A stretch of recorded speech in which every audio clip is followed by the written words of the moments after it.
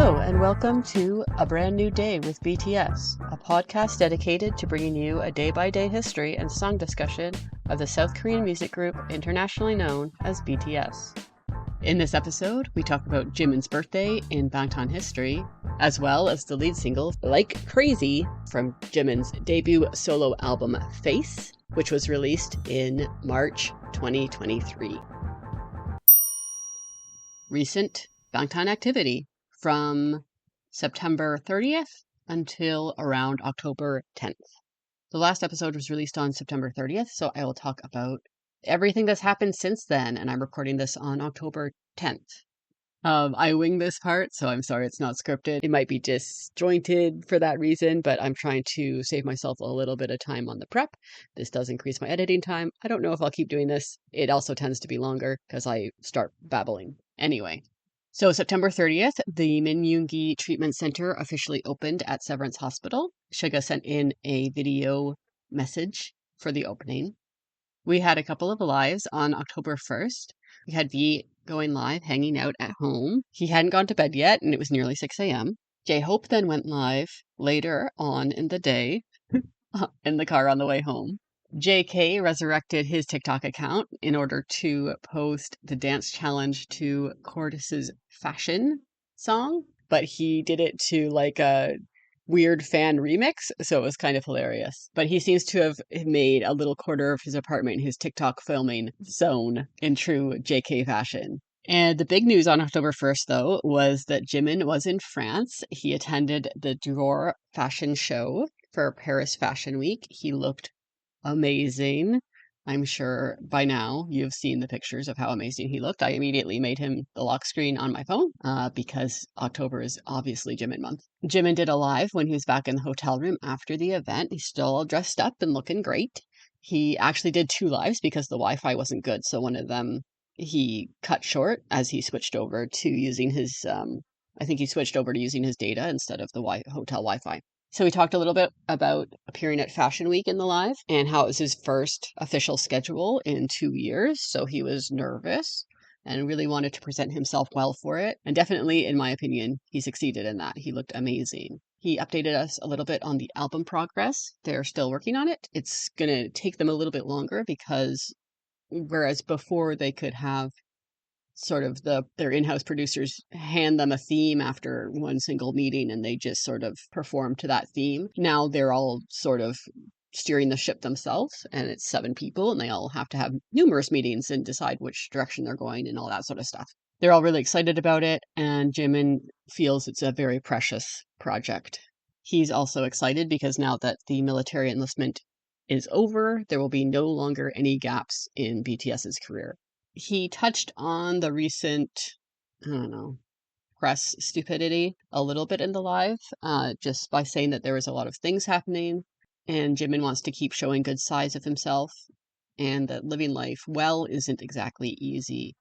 Becoming a good adult and living a good life, Jimin has been feeling a lot of these things aren't easy. It's more like pretending to be an adult. So he's basically trying his best to live a good life, and he's a human is the message I received from that. And I agree. I'm sure longtime listeners of the podcast know how I feel about the South Korean press. I think they should be ignored. I think that fandom wars in Korea should be ignored because it's just people weirdly making a sport out of trying to sabotage other people's careers with completely human behavior. So I just think it's like a weird sort of, I don't know, it's a weird sport over there that means nothing, right? It's people throwing eggs at houses for no reason. It's people throwing eggs at houses because they left their pumpkin out too long after Halloween. That's sort of how it feels. Yeah, I don't know. I don't know how to put it. It's just kind of ridiculous, and then the press reports on it like it's news. Anyway, I won't get into it. Also, just on the topic of ridiculous things that exist in the world that shouldn't, somebody in the chat, Jimin's live, asked about solo work, and Jimin put that in its place, responding that BTS is the most important thing to him, and he will always do that first. But later, if he has time, he'll do solo work again.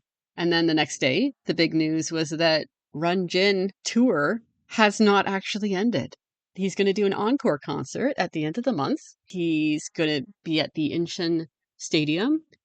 And according to Jin, who came on Weverse to discuss it a little bit afterwards, basically 3 weeks before the announcement, so in the beginning of September, Jin or his team or somebody saw that there is an opening at the stadium at the end of October. It might get pushed back a day depending on a sporting event. If a sporting event needs an extra game, they might push back the concert by a day. But they had this opening at the concert. They had this opening at the venue. So Jin decided, okay, a little less than 2 months to prepare, but let's do it. So he's having 2 encore concerts in Korea, and they're going to be live streamed again. So I'm so excited. I loved his concerts. I wish I could have gone in person. I definitely can't fly to Korea either, short notice, but I'm really looking forward to having another opportunity to see it live streamed. In terms of other announcements, it was announced that RM will curate an art exhibit at the San Francisco Museum of Modern Art in October 2026. So we get one announcement that's like you have less than a month to prepare for a stadium concert. And then we get another announcement saying you have an entire year to figure out how to get yourself to San Francisco to see some art.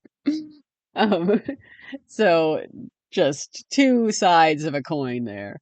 RM has actually been in contact with SF MoMA since I think August 2022, before he even enlisted, about visiting and maybe collaborating. And so it was finally decided that they do this collaborative exhibit, which will feature some art from RM's collection and also the museum's collection. And it will be an exhibit that sort of explores the connection between Korean and Western art and the conversations that showing those two in the same spot can invoke. That's my takeaway of it anyway. It sounds really, really cool, and I kind of want to go to it. Obviously, travel is difficult right now, especially to the States, so we'll see. But it's far enough away that I can cross my fingers that that traveling might be easier done by then, and maybe I'll be able to pop down.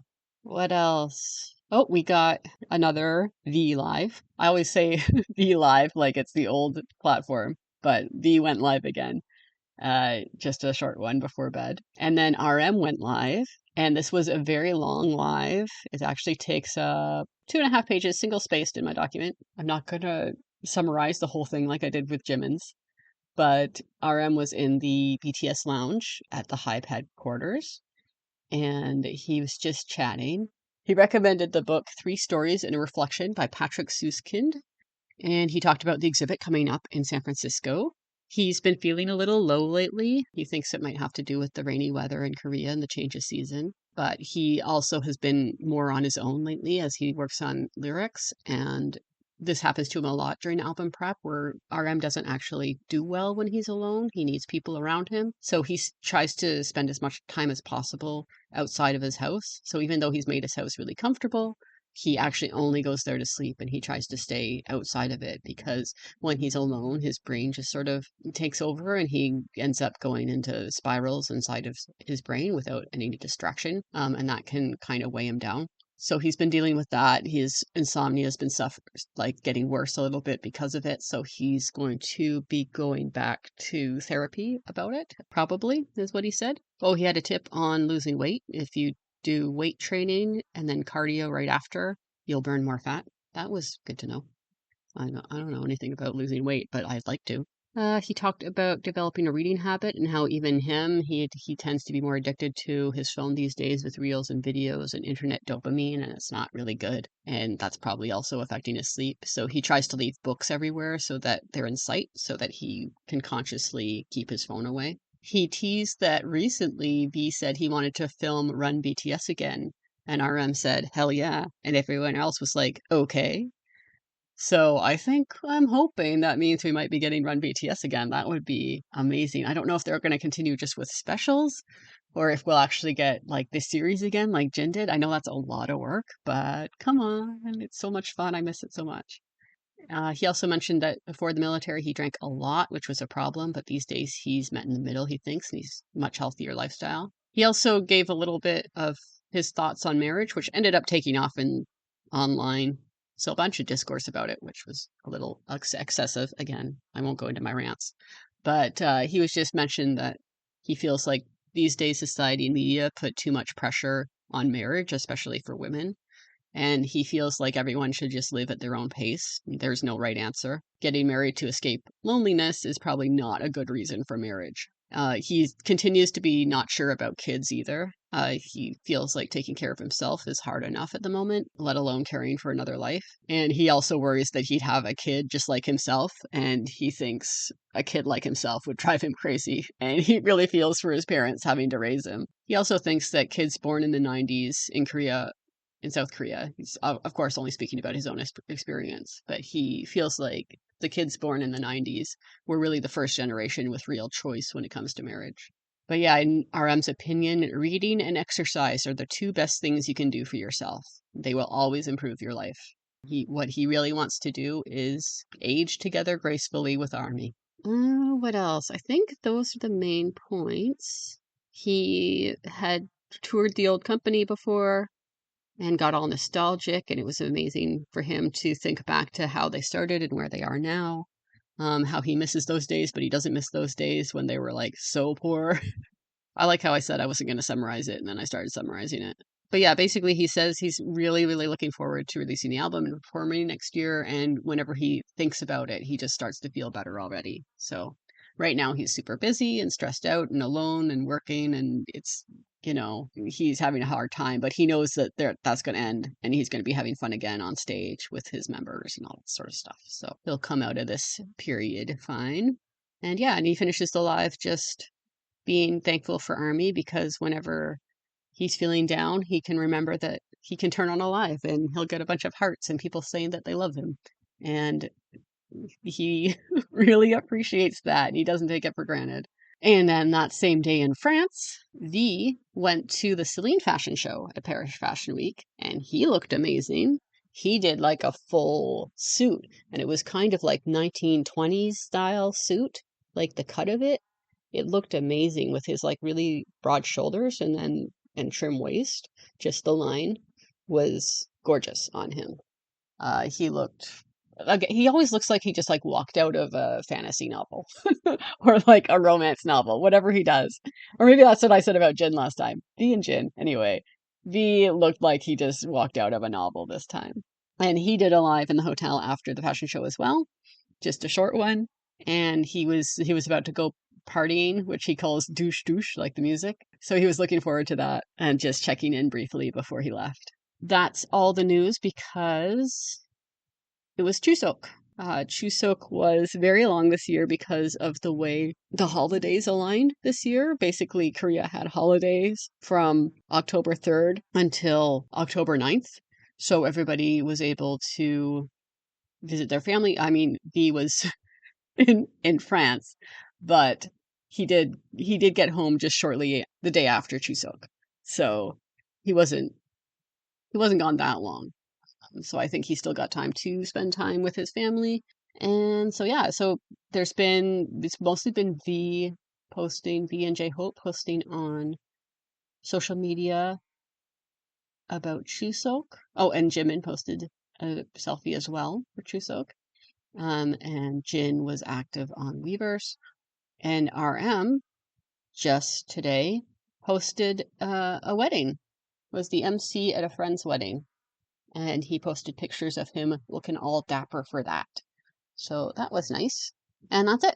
So now that Chuseok is over, they might be more active between now and the next episode. We'll see. But we got some great lives in there. And I really do recommend you go back and watch the lives with the proper subtitles. Weverse now, if you pay for the digital package, which is up to about $3.50 American, so whatever that is in your currency, a month, you get live subtitles that are AI generated. And when you type, you can have your comments translated automatically into Korean for the artist, which is great. It meant that, I mean, I'm sure there's still people telling Namjoon to speak in English and they're just saying it in Korean now, but I don't have to see it.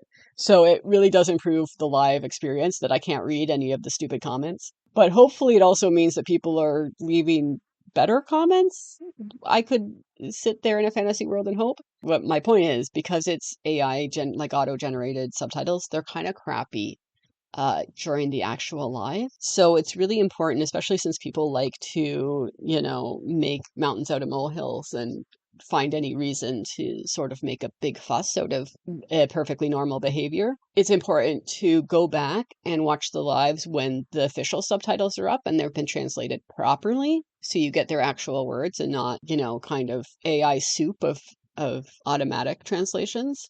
Hi Boy on YouTube does great summaries of lives, usually the day after they are up, and he can give South Korean context to certain things as well. So if you're ever curious about something that's said in a live, please do watch it with proper subs. Listen to a summary by somebody who knows what they're talking about so that you're not taking things completely out of context or listening to people who are taking things completely out of context. So that's my PSA for this week's news cycle. All right. And that's it. So basically, amazing looking fashion shows and lives, and then family time at Chuseok, where they get to have some nice time off. This day in BTS history, October 13th. It's Jimin's birthday, which means that I get to start my history segment far earlier than usual. October 13th, 1995. Jimin is born in Busan. He'll eventually get a little brother, but that hasn't happened yet, obviously. He also has to wait a little over 2.5 months for his soulmate to be born, and several more years to actually meet him and the rest of the members. So let's jump forward. October 13th, 2012. Jimin turns 17, and it's his first birthday as a trainee with Big Hit. He hasn't been confirmed for the final team yet, but the members pool their money together and give him a bracelet as a birthday gift. He keeps it safe for many years before eventually losing it in a move, much to his dismay. October 13th, 2013. Jimin's 18th birthday is his first birthday as an idol in the group BTS. Jimin and Suga tweet a selfie together, and then they film the Bangtan Bomb Congratulations to Jimin, which is a clip of them celebrating Jimin's birthday in the practice room. Everyone tweets selfies with Jimin, who has cake smushed on his face, and also other photos of themselves with Jimin. After they sleep, they had a fan sign event later in the day, and Jimin tweets thanks for everyone for the birthday wishes. Jimin and J-Hope film a log that day where they talk about the surprise party in the practice room. October 13th, 2014. Jimin turns 19. The birthday theme for the members this year is to tweet a handwritten message to Jimin and a funny photo of him. Suga praises his work ethic and pours affection on him. JK shares kind words and affectionate jokes. Jin mostly complains that Jimin ate all the mint chocolate ice cream, but finishes with I love you. J-Hope writes him a poem. V declares that Jimin belongs to him. And RM tells Jimin to be less anxious about being cool because he's already becoming cool step by step. Jimin tweets a photo of himself with a cake and chicken that the members bought to celebrate. He also thanks ARMY and the members and his family, and he tweets a photo of himself and V at dawn in the practice room. They're practicing for the Red Bullet Tour, which is about to commence. You can see the concert rehearsal in Memories 2014 DVD content. This is also the day that the Bangtan Bomb called Hi, Let Me Introduce Myself was released, though I have no idea when it was filmed, but it's a cute 7-second video of Jimin introducing himself as BTS's #1 visual. October 13th, 2015. Jimin is 20, and the members all tweet funny photos of him, including a couple from back in 2013, and they make fun of the fake Chanel shirt that Jimin wore that said Channel. V tweets the full group photo from their visit to Lotte World in 2013. RM posts a photo from their trip to Australia and explains it's the only photo he has because he's only had his phone for a year. This prompts other members to reply and laugh at the fact that RM's phone is just full of RM taking photos of his outfits for his Kim Daily hashtag. Jimin tweets a selfie video thanking everyone for the birthday wishes. He also records a log. He talks about working on the new album and doing promotions and concerts. Run BTS Episode 6 airs. It was most likely filmed in June. October 13th, 2016. Jimin turns 21. Suga gives him a set of manga. Members keep with tradition of posting funny photos of Jimin on Twitter. They're busy filming for SBS Cultural Show and M Countdown today. They also filmed the Bangtan Bombs' Jimin's birthday at M Countdown, in which Jimin's dad sends him flowers and V gives him a Gucci item that V saved up to get him. And also the Bangtan Bombs' happy birthday song for Jimin, V's message to ARMY, Sweet Jin and Jungkook's chatter, heart performance with blood, sweat, and tears, and Jimin's best dance imitation by Jungkook. Once they get back to the practice room, now the large white one rather than the old one, they do a VLive live stream. They've been gifted a massage chair for their first anniversary on the VLive app. I'm pretty sure at some point in this live, Jimin falls asleep in the massage chair while they're streaming. October 13th, 2017. Jimin's 22nd birthday is mostly in Osaka, Japan. But before they go, Hobie tweets a video of Jimin being funny when filming the DNA music video. Suga tweets a simple happy birthday, and RM tweets a drawing of Chimmy and Koya along with his own birthday greeting. Jimin posts a selfie with flowers and cake and thanks everyone. Once they arrive in Osaka, it's time to rehearse for the Wings concert, and you can see this rehearsal in Burn the Stage episode 7. The rest of the members also tweet happy birthday and photos of Jimin. RM, for some reason, tweets in Spanish that it's autumn. Jimin does a VLive. He's wearing a shirt and a ring that were given to him by the members. He's excited for their first concert in the Kyocera Dome. He chats about a bunch of things, but also mentions that Jin gave Jimin a gaming device for his birthday. October 13th, 2018. Jimin turns 23 in Amsterdam, in the Netherlands. The members tweet photos of him and wish him happy birthday as usual. RM tweets a drawing of Chimmy again and says, "Don't be sick," referencing the fact that just the day before, Jimin had to miss their appearance on the Graham Norton show because Jimin's neck and shoulder muscles had seized up, which is a chronic problem that Jimin has that acts up when he overworks himself. They have their Love Yourself concert that evening, which you can see the behind the scenes of in Bring the Soul episode 5. And Jimin is doing much better. They also filmed the Bangtan Bomb, Jimin's surprise birthday party at Amsterdam. You can see his dad sent him flowers yet again. Jimin does a VLive after the concert. His parents visited, and it's the first time in 8 or 9 years he's been able to spend time with his parents near his birthday. He's been enjoying their first proper European tour, and he's excited to see what the fans are like at concerts. He then talks about the UN, having words you can emphasize with, and how words have power. How, as ARMY grew, ARMY's words to BTS gave BTS power, and Jimin wants to make ARMY happy because they're the ones who put BTS on stage. He wants to help others. RM had told Jimin that as long as what he's doing can help just one person, it's worth it, and that really touched Jimin, and since then, he's been able to be on stage with good thoughts in his head. October 13th, 2019.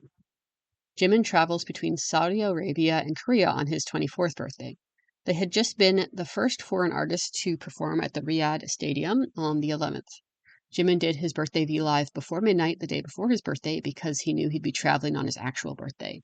So on the actual birthday, we have a Twitter full of messages from the members, as usual, for the time, and then Jimin gets to spend the rest of the day with his parents once he lands in Korea.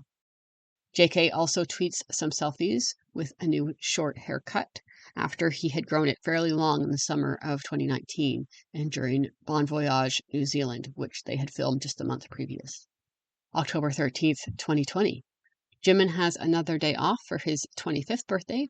It's pandemic times, so Jimin's trend of spending his birthday traveling on tour has ended, though they did just wrap up the Map of the Soul 1 online concert 2 days previously. Jimin spends the day with his family and friends, and the members wish him happy birthday on Twitter as usual. October 13th, 2021. It's still the tail end of the worst of the pandemic, but vaccines are rolling out, and BTS are gearing up for their Permission to Dance concerts, starting with an online concert in Seoul at the end of the month. On this day, they have concert practice in the afternoon, but before that, the members flood Twitter with birthday messages. Jimin does a VLive after concert practice and chats with ARMY. His parents have come to town for his birthday, so he's going out to eat with them later. Jimin started running 2 months ago and really enjoys it. Jimin feels awkward in the live and eventually calls JK to come and save him, so it turns into a little joint live for a bit. J-Hope also arrives, and Jimin has them drink a bottle cap of soju with him before they leave. October 13th, 2022. The members have their own Instagram accounts now, so the members move their photo posting and happy birthday wishes over to their personal Instagrams rather than Twitter. But Suga gives one last hurrah to his understated happy birthday tweet and the hashtag it's Sugahyung. RM also posts photos of the poem Your Own Sensitivity at Least by Noriko Ibaraki.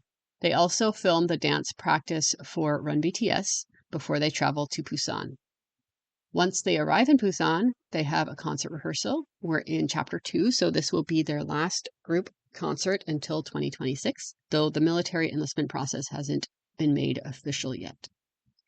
You can see this concert rehearsal in episode BTS at Yet to Come in Busan on the Bangtan TV YouTube channel. Jin also posts photos of his pink mic showing a section where the crystals have fallen off. October 13th, 2023. Jimin's 28th birthday is his last birthday before military enlistment. JK films for Music Bank, which you can see in Jungkook's music show promotion sketch on YouTube.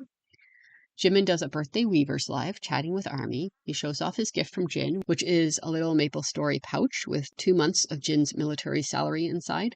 Jimin finds it hilarious and thinks Jin is amazing. Jimin also spent time with Suga the day before, who has also now enlisted and is serving as a civil servant. Suga made him a Hotuk birthday cake. Suga only put happy on the top of the Hotuks because he said Jimin wouldn't be able to read birthday. RM stops by the live briefly to also wish him happy birthday, and Jin comments on the live as well. October 13th, 2024.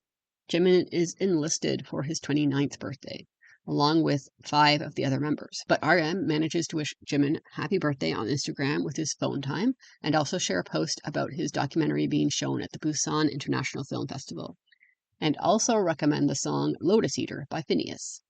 Hobie, who is set to be discharged in just a few days, posts an old video of Jimin and wishes him happy birthday as well. Jimin posts a series of 7 messages on Weavers, thanking everyone for his birthday wishes and updating ARMY about how he's doing well and how much he misses everyone. On the Bangtan TV YouTube channel, they post episode Jin Super Tuna special video shoot sketch, which is the behind the scenes for the Super Tuna music video, but I have no idea when Jin filmed it.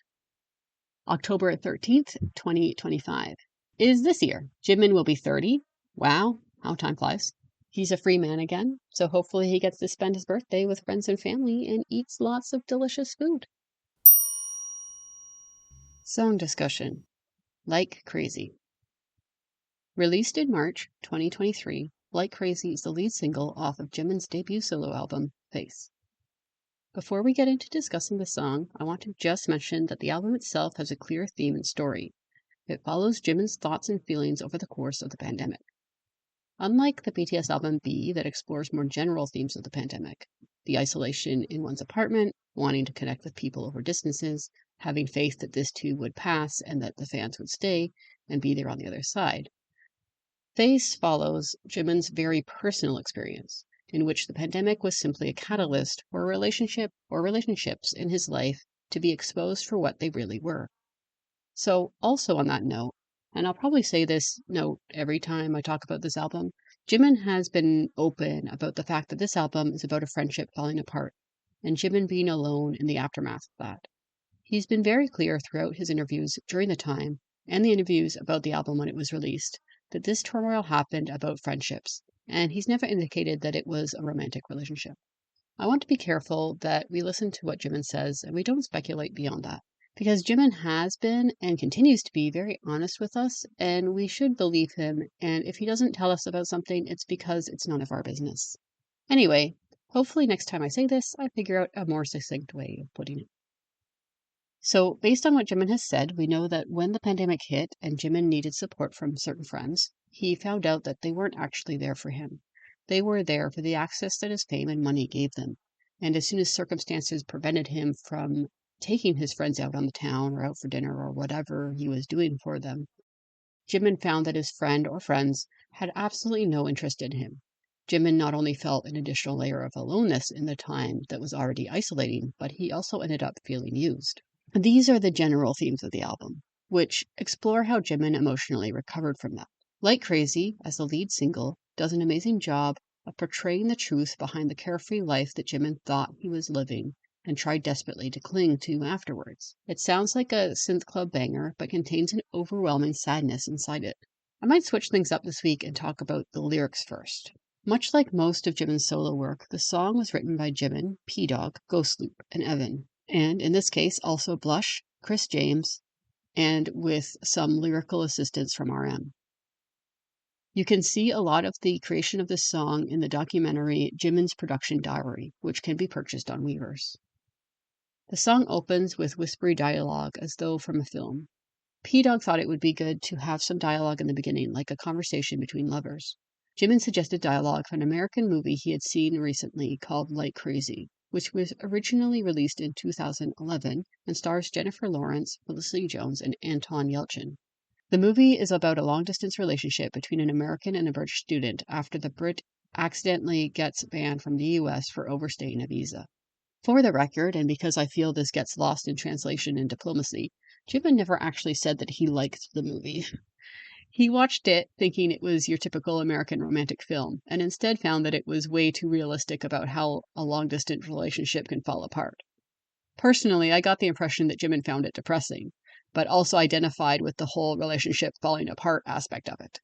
The dialogue for the song, of course, was freshly written and not directly from the movie in order to avoid copyright issues, but just based on a similar scenario where a female character is confident that a relationship will last and a male character is anxious that it will end. Jimin also has a completely English version of the song that doesn't differ too much in the translation or in the themes. So I'm going to talk about the Korean version with translations from Dulcet and Bangtan subs as usual. However, I'm going to be more directly literal. So for instance, if Dulcet has a note that says drenching someone or something means to drink, then I'm just going to use the word drinking. The theme of the female character being confident continues throughout the song. She's almost like the part of Jimin that wants to stay in denial about reality.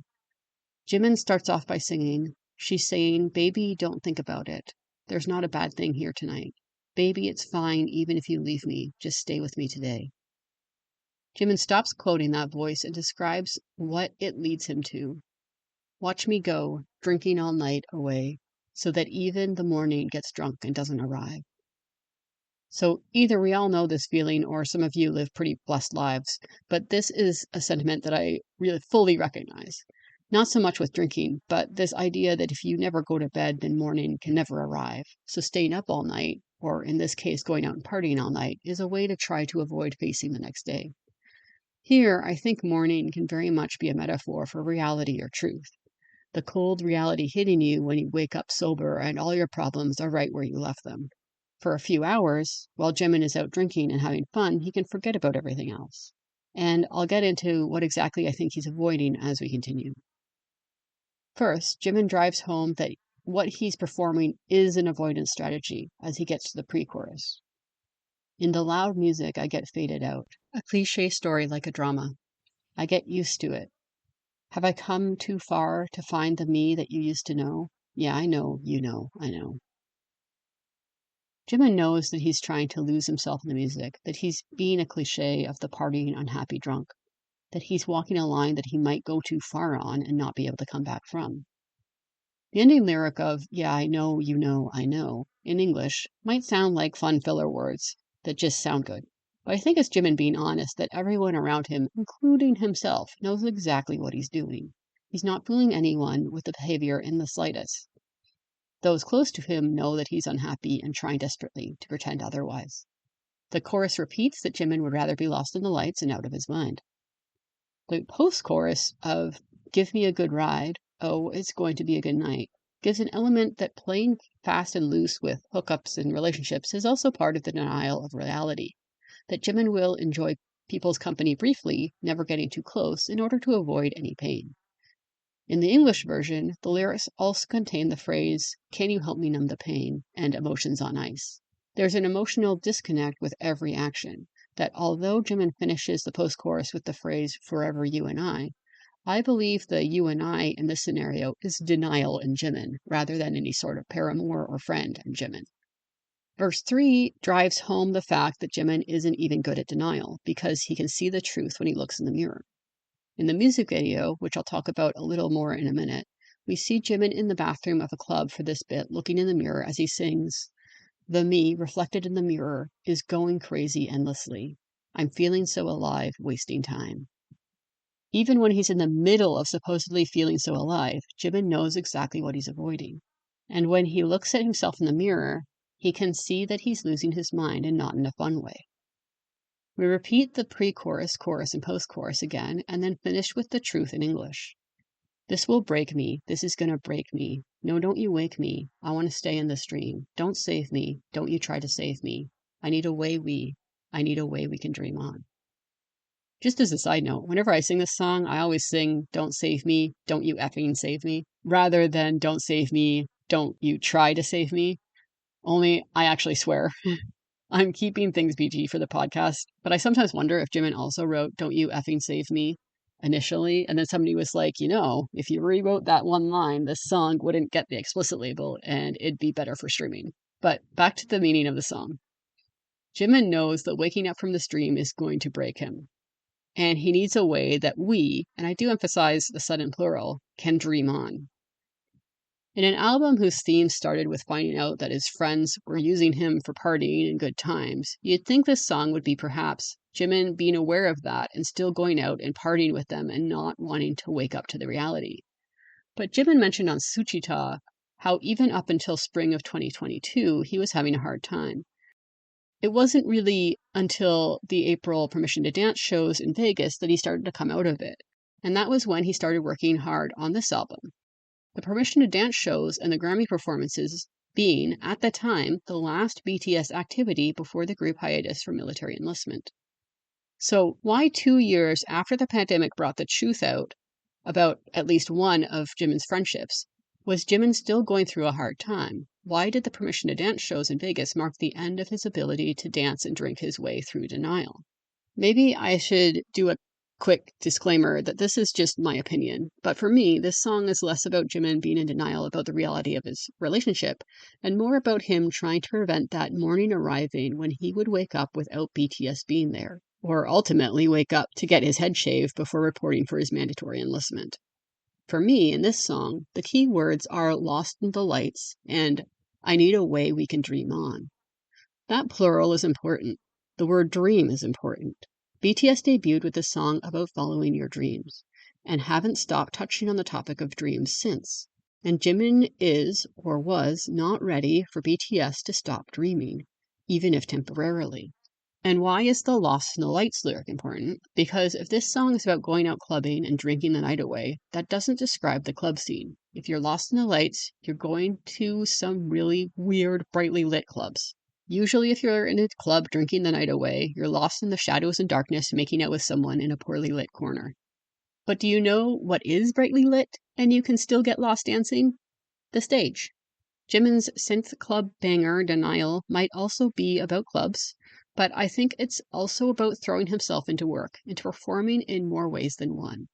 And then when he's offstage, drinking to numb the ever-approaching reality that there's an end date.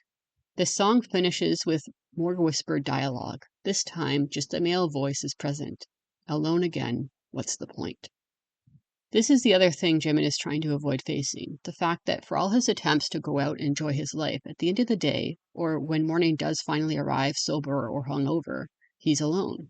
Whether that's with friendship, whose fakeness has been exposed by circumstance, or whether that's his work with BTS being put on hold and Jimin being forced to be alone, without the group for a year and a half, and then nearly alone in the military for another year and a half. This is all to say that I'm very glad for both of them that Jimin and Jungkook were able to enlist together on the buddy system. I think they both needed that extra support of having a good friend with them while they entered such a difficult, different environment than they were used to, that is purposefully designed to strip away those things that attach you to your individual identity in life. This script is already way too long. I still want to talk about the MV and the choreography and the performances, so I'm going to move on. Maybe I'll try to keep the chatting about the music video very brief. If you want to have more theories about the music video, I highly suggest doing a search on YouTube. There are a lot of people who post theories on music videos, and they're great. So these are just my quick thoughts. First off, I recommend anyone who hasn't seen the music video lately to watch it again. The music video sticks with the club theme, but amidst scenes of Jimin enjoying drinks, clubs, and sexy times, there's an inescapable amount of mud that follows him around. He's briefly surrounded by it in his apartment before a muddy hand grabs his arm and leads him into the club. While everyone else leaves the club, Jimin frantically walks against the flow of bodies to try and get back into it, and he ends up alone in the corridor as mud pours out of the walls. Reality always seeping into his attempts at holding on to denial. We're going to talk about it when I discuss the choreography too, but the other cool aspect of the MV is the positioning of the female character in it, and there is one in a blink and you miss it moment between the post-chorus and the third verse. Jimin and a girl are both walking through the crowd and spot each other. The girl is wearing a leather jacket, not unlike the one worn by the muddy hand that pulled Jimin into the club in the first place.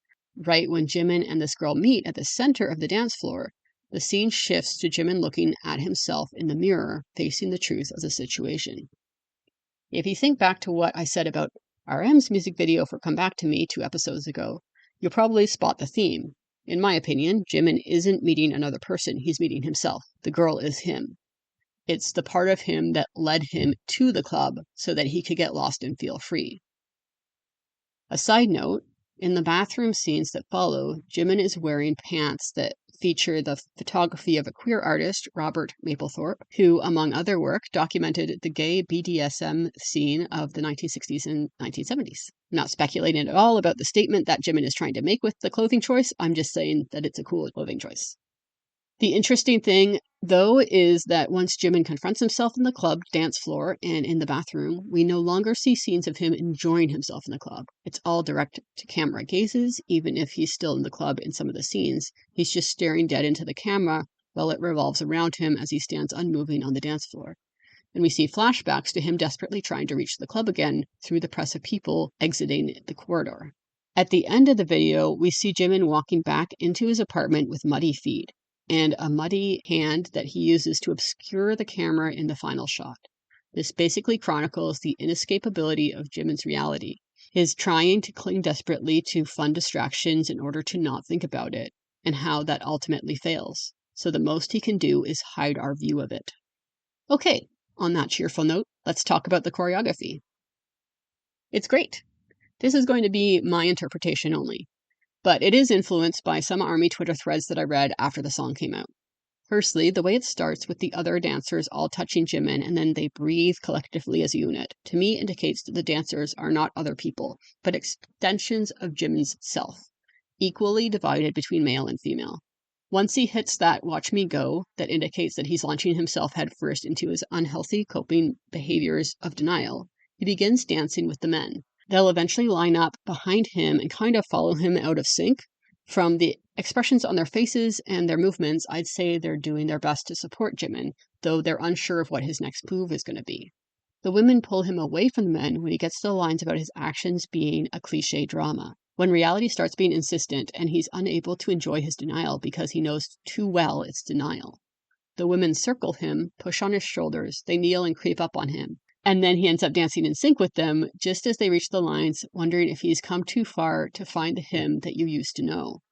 They break away just as he gets through the lines, I know, you know, I know. And then the men rejoin him for the chorus about being lost in the lights, dancing perfectly in sync. Again, my own interpretation that these lines aren't referencing drinking or the club, they're referencing being lost in the lights with BTS when they dance in sync on stage. All men. The women rejoin and pair up with the men only when Jimin gets to the illusions that part of his coping strategies might be sexy times. A side note here, but it's kind of hilarious how long it took ARMY to realize just how provocative the poses the dancers were hitting were, because we were always so focused on Jimin, even though comparatively he's doing very little at this point. Everyone dances together in a group for the post-chorus of the Give Me a Good Ride, I'm Falling, It's Going to Be a Good Time, Forever You and I.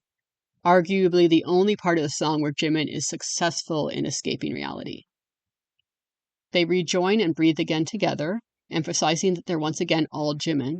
They gather and one of the men hold Jimin's arm so that he can do a back bend that's very sensual, but you can see all parts of Jimin working for Jimin to be able to pull off this stunt of denial successfully. He's literally bending over backwards to avoid facing reality. For the crucial third verse, where Jimin has to face himself in the mirror, we get a paired dance with one of the female dancers. It's a full mirror dance. Again, emphasizing that this isn't another person. The sexy times are actually over at this point. This is Jimin looking at himself and admitting that he's going crazy trying to cling to denial.